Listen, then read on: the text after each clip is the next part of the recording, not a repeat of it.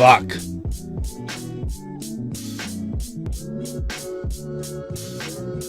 Fuck.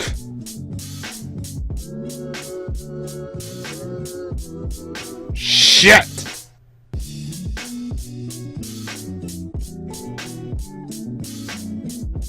Fuck.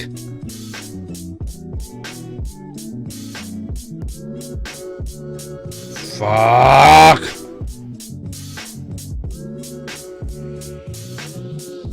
Oh my God, son of a bitch.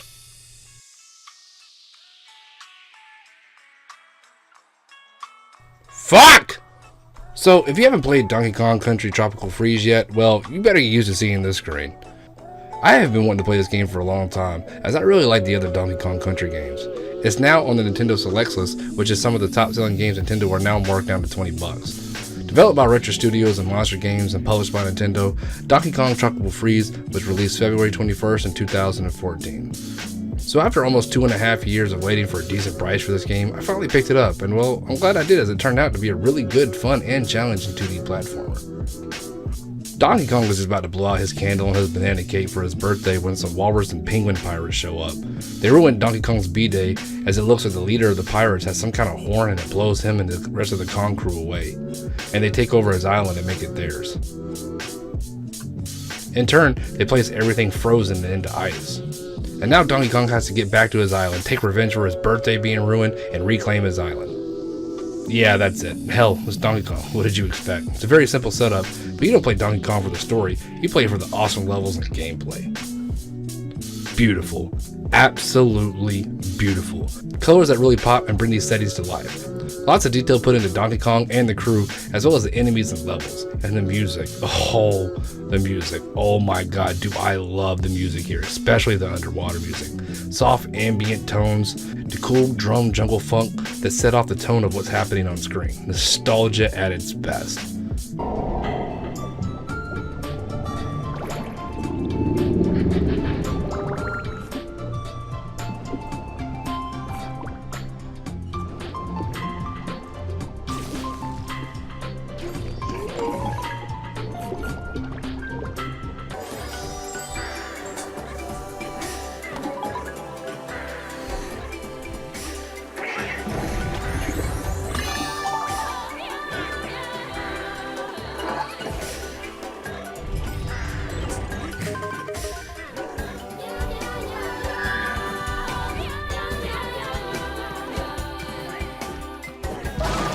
Some of the level design is really unique. I really dig it.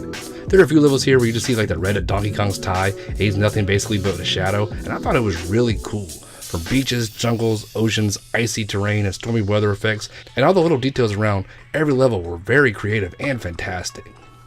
So I really only have one complaint, and it's minor at that. There is quite a bit of loading here. When you go into a level or back out into the hub world, there's at least a solid 45 seconds of loading, which isn't a huge deal, but when you put into account how many times you were actually going in and out of levels, it does seem a little excessive. Also, the game, when it actually is loading, seems like it's going really slow or it's having a hard time loading. But thankfully, this only happens during the loading screen, as when it comes time to do your Donkey Kong awesomeness, there is no slowdown at all. It was buttery smooth and consistent no matter how crazy things got on screen. Donkey Kong Country Tropical Freeze is hard. Really hard. I want to stress that. I don't think I have yelled or cursed at a game this much in a long time. Like I showed in the beginning of this video, yeah, you will die a lot, but when you actually do beat a level, it is satisfying as hell. It gives you a real sense of accomplishment. The game isn't impossible, but there are some patches where you'll be like, that's impossible. But it just takes a good couple of tries to get it. So Donkey Kong Country Tropical Freeze is a 2D platform with a lot of 3D elements, where you control Donkey Kong. DK can jump, roll, swing, ground pound, and throw things like barrels and other things. Most enemies are taken out by jumping on them or rolling into them, but some are armored in a way where they have to be taken out in a certain way, and not all enemies go down after one hit. Most enemies in the levels are usually pushovers. The level design just happens to put them in very inconvenient places that makes your march from the start to the finish a little bit more difficult.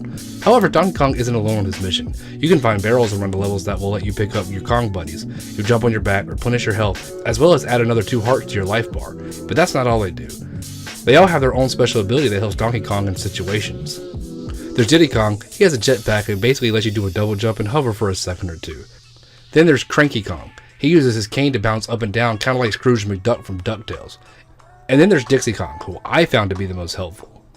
She uses her ponytail like a propeller to whip you up a little bit higher in the air when you jump, and then you can make a slow descent down. After the 2 hearts they bring to the health meter are gone, so are they, and you're just back to Donkey Kong. There is a shop, however, in the hub world that can help you buy items to make the level easier if you're having a rough time beating it, like a heart added, a balloon that will pick you up if you fall off a cliff, and having a Kong buddy from the get-go, as well as buying some more lives. I never used the store until the end against the final boss because, well, that's actually when I really needed it. Speaking of bosses, there are 6 levels and each one ends with 1.